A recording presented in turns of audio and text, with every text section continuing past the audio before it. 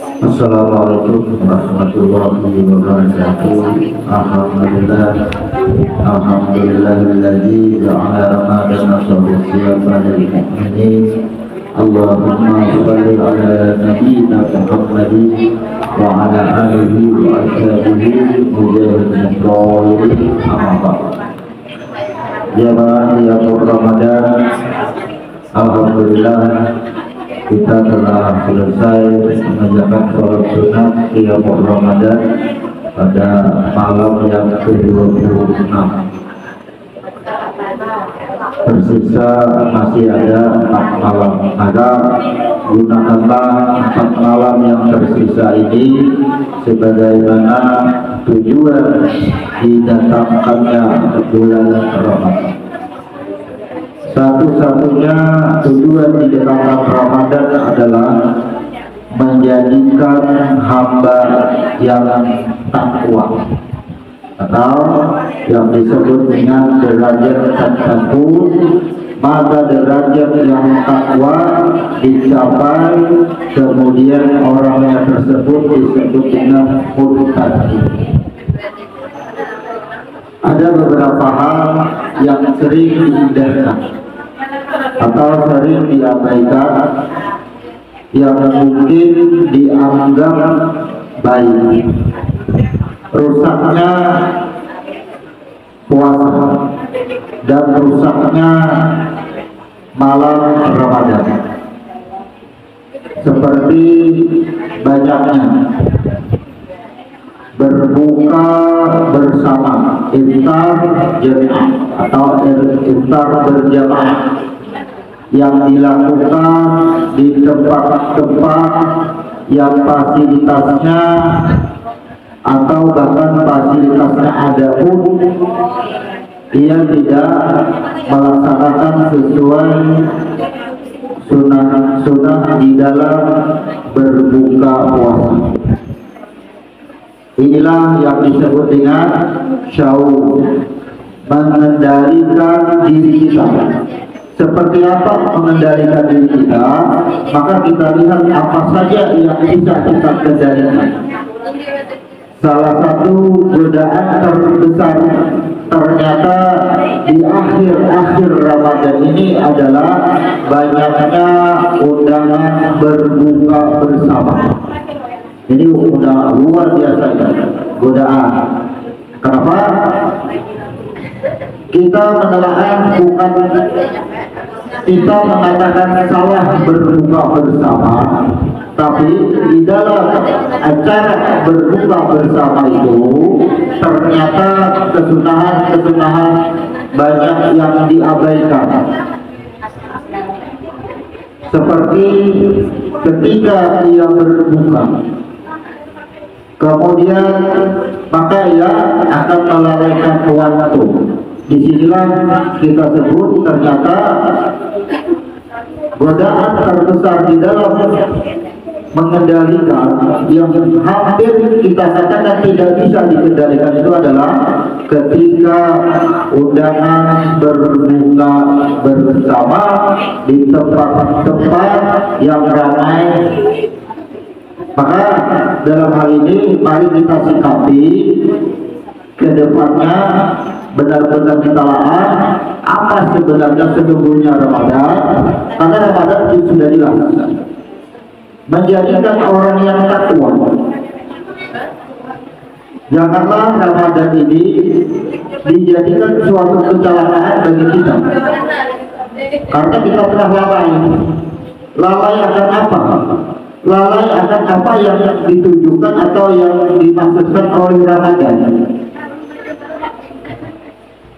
Hanya orang yang mendapatkan ampunan di bulan Ramadan ini, orang yang selamat. Maka syarat untuk mendapatkan keselamatan itulah banyak sekali kita itu lemah atau tidak mampu mengendalikan Ramadan. Kemudian banyaknya abai tentang perintah puasa, karena beralasan puasa bisa dibayar di bulan lain. Maka sesungguhnya ketika ia berbuka atau tidak berpuasa tidak memenuhi akan syarat daripada al-usah, akan syarat yang diperbolehkan.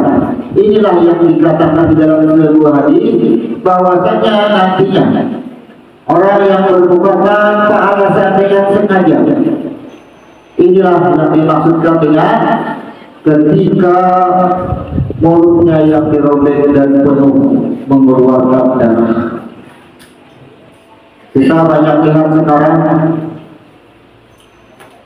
para muda-mudi dan fakta yang menunjukkan adalah banyaknya mengabaikan perintah puasa ini bukan karena ia tidak mampu menjalankan puasa, bukan karena ia sebagai pekerja berat, tapi karena ia memang tidak ingin berpuasa.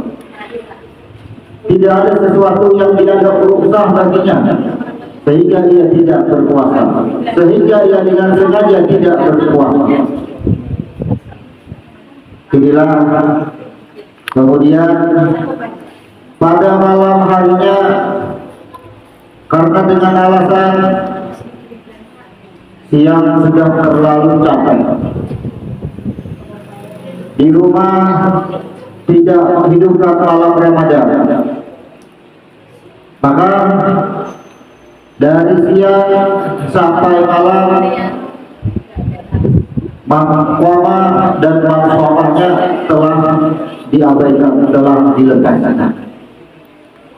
Kemudian di 10 terakhir ia tidak beriktikaf di masjid, tidak menghidupkan malam Lailatul Qadar, di rumah pun tidak, maka lepaslah 3 hal yang diperintahkan ketika seorang hamba berada di bulan Ramadan. Maka jadikanlah Ramadan, utamanya Ramadan tahun ini, menjadi Ramadan yang menjadikan diri kita memahami akan tujuan Ramadan. Jika kita memahami akan tujuan Ramadan, maka kita akan mendapatkan tujuan hidup kita. Jika kita hanya mementingkan akan tujuan daripada hidup kita, sehingga kita mengabaikan tujuan daripada Ramadan itu sendiri, maka tidak akan bisa dicapai tujuan hidup kita. Maka penuhi dahulu persyaratan Ramadan itu dipenuhi, maka tujuan kita akan sampai kepada tujuan yang sebenar-benarnya. Kita dari Ramadan ke Ramadan selalu merasa bodoh.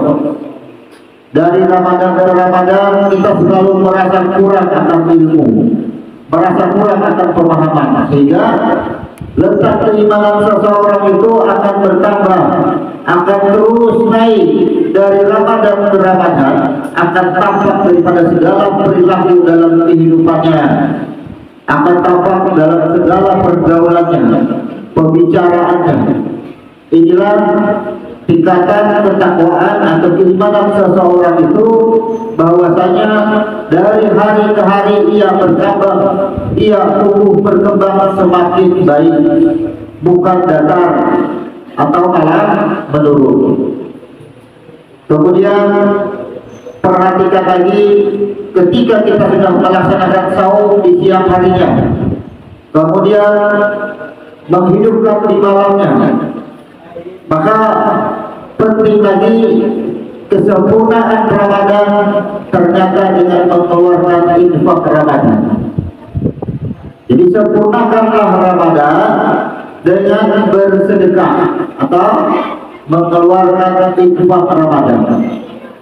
Sesungguhnya nilai infak, nilai sedekah yang dikeluarkan di bulan Ramadan tidak akan bisa ditandingi pada bulan-bulan yang lain. Maka kesempatan bulan Ramadan inilah yang kadang-kadang menjadi banyak pertimbangan. Akhirnya disibukkan dengan akhir Ramadan, disibukkan dengan menyambut persiapan Idul Fitri, sehingga terjadilah kehidupan rumah tangga, kehidupan berkeluarga ada yang tidak rukun karena adanya kepentingan-kepentingan, kesibukan-kesibukan memikirkan akhir Ramadan yaitu kebutuhan-kebutuhan di dalam Idul Fitri. Ini termasuk dalam pengendalian diri. Jadi selain berbuka bersama adalah menuju akhir Ramadan. Ingat, menuju akhir Ramadan masih dalam keadaan yang iftar, artinya penentuan. Nantinya Ramadan diabaikan hanya dengan sibuk ke pasar, ke toko untuk melengkapi pakaian-pakaian baru. Ini sangat disayangkan kita. Akhir Ramadan yang kita sudah lalui sebisa 29, di hari terakhir kita tidak mampu mengendalikannya. Maka sempurnakanlah Ramadan ini, kendalikanlah semua diri kita ini, tuntaskanlah semuanya hingga malam takbiran. Tuntaskan semuanya pengendalian diri itu hingga malam takbiran. Jadi sempurnakan Ramadan lagi dengan berinfak atau dengan bersedekah.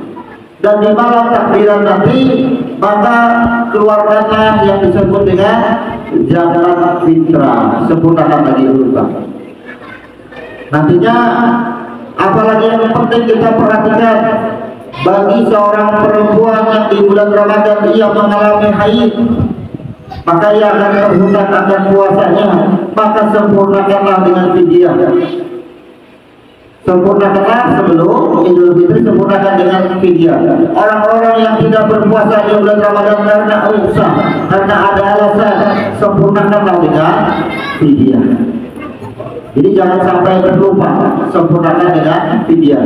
Fidyah diperuntukkan adalah senilai ia tidak berpuasa, maka senilai itulah ia memberikan senilai makan sehari seorang miskin. Jadi kalau sehari tidak berpuasa, maka ia berfidyah untuk satu orang miskin, dijamin makannya sehari. Kita yang menjamin, jadi yang tidak berpuasa. Maka keutamaan di bulan Ramadan satu persatu harus kita rincikan, jangan sampai ada yang terlewatkan. Jadi kita simpulkan, datangnya Ramadan menjadikan orang yang bertakwa, maka amalia-amalia di bulan Ramadan, siang harinya berpuasa, ketika berpuasa perhatikan saat bersahur, perhatikan saat berbuka, yang disebut dengan waktu sahar dan waktu iftar. Selama berpuasa kendalikanlah diri, kemudian di malam harinya hidupkanlah malam Ramadan. Ia dengan mengerjakan sholat qiyamul Ramadan selama 30 malam atau 29 malam.